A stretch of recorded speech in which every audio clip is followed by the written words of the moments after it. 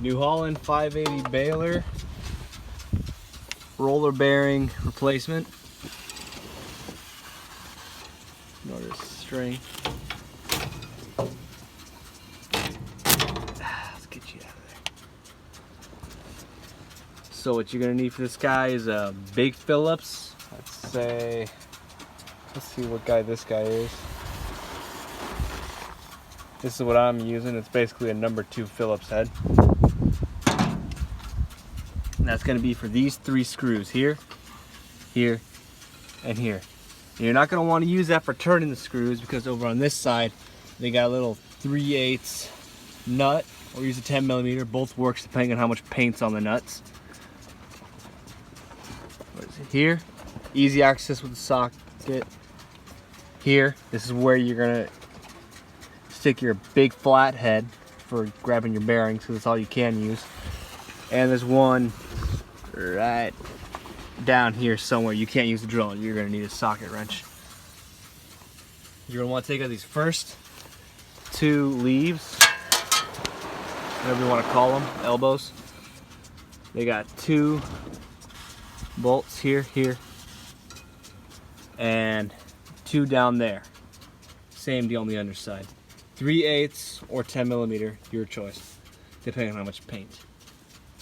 You're going to want to have this guy set up to its highest, second highest, your choice.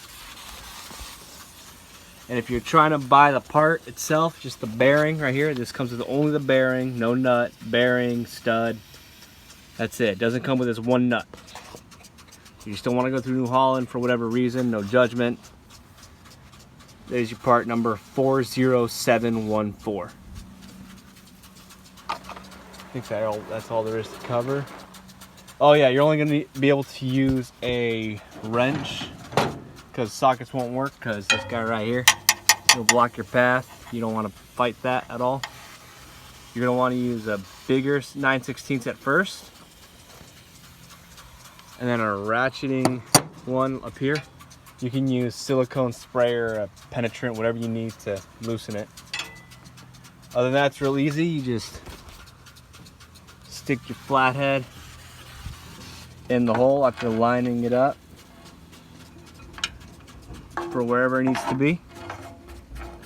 You're gonna have to roll it inwards. You can use your boot, whatever it takes to give enough force to rotate the entire thing. Screwdriver goes in, holds in place. As you rotate the nut with the 9/16 wrench, comes off easy, no problem. Goes on just like, in fact, here, I'm gonna put one on. And I'm gonna show you how you can tell if the bearings are bad, because when you replace one, you gotta replace them all, but might as well show it. Here, hold that real quick. Just keep it facing forward. Here's an old bearing. Lots of wiggle. Lots of wiggle. This is the least damaged one so far. The other ones were maimed. And here's a new bearing. Little to no wiggle. Alright, keep it focused down there. Kind of show my face. Okay, we're not doing that here. Keep it focused over here. Come on. Come on, get it closer, close as you can. Boom. This guy will fall as soon as you detach it.